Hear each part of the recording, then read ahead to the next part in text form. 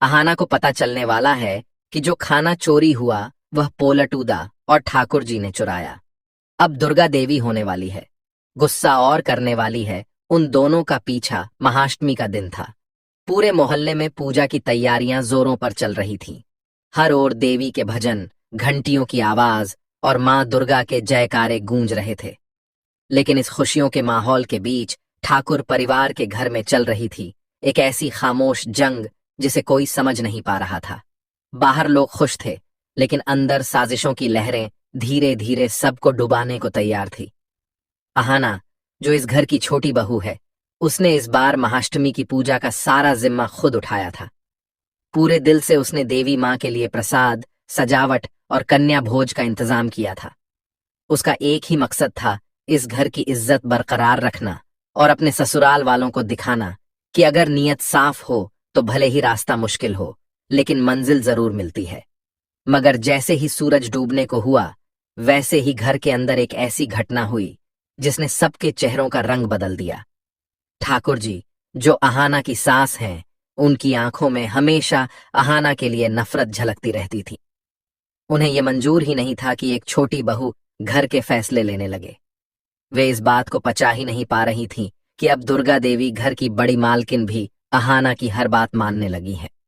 ठाकुर जी का गर्व, उनका अहम, सब कुछ चकनाचूर हो रहा था और इसी टूटते हुए अहंकार ने उन्हें एक बड़ा कदम उठाने पर मजबूर कर दिया। उन्होंने श्यामल नाम के एक चालाक आदमी से हाथ मिला लिया। श्यामल को पैसे की लालच थी और ठाकुर जी को बदला चाहिए था। दोनों ने मिलकर एक घटिया साजिश रची, अहाना पर चरित्रहीन होने का झूठा आरोप लगाने की। उनका मकसद साफ था, अहाना को इस घर से बेइज्जत करके बाहर निकालना, ताकि दुर्गा देवी का ध्यान फिर से उन्हीं पर लौट आए। लेकिन किस्मत को कुछ और ही मंजूर था। दूसरी तरफ पोल्टू भी अपने ही नापाक इरादों में जुटा था। वो अहाना को पसंद नहीं करता था। उसे हमेशा लगता था कि अहाना इस घर की शांति को बर्बाद कर रही है। इसलिए जब महाअष्टमी के दिन कन्याओं के लिए भोग तैयार किया गया, पोल्टू ने अपनी शैतानी चाल चल दी।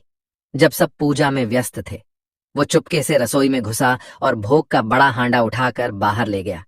उसका प्लान साफ था, जब भोग गायब मिलेगा तो पूरा इल्जाम अहाना पर आएगा और सब उसे झूठी और लापरवाह कहेंगे। लेकिन कहते हैं ना, सच्चाई चाहे जितनी देर से सामने आए, पर आती जरूर है।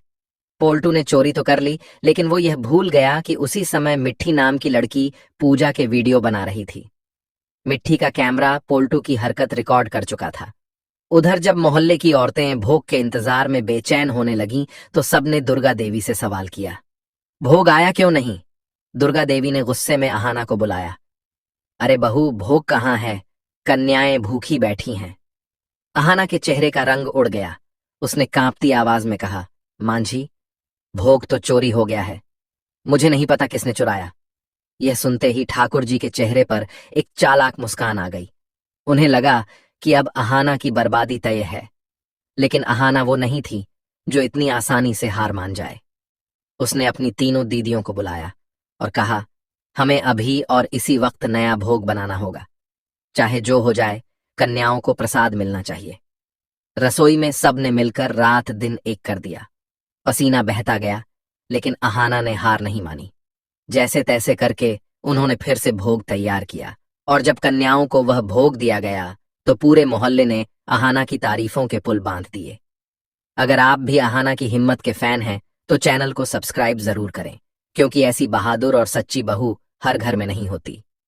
उधर पोल्टू को लगा कि उसकी चाल सफल हो गई है।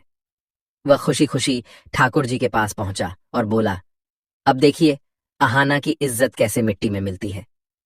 डेंट। लेकिन किस्मत ने उसी वक्त पलटी मारी। मंजिली, अहाना की सबसे बड़ी दीदी, के हाथ मिट्टी का कैमरा लग गया जिसमें पोल्टू की चोरी रिकॉर्ड थी। मंजिली ने वीडियो चलाया तो सबके होश उड़ गए। पोल्टू साफ दिख रहा था, कैसे वह भोग चुरा रहा था। अगले ही दिन पूजा के बाद अहाना ने सबके सामने वह वीडियो चलाया। दुर्गा देवी, ठाकुर जी और पूरा मोहल्ला हैरान था। पोल्टू का चेहरा सफेद पड़ गया।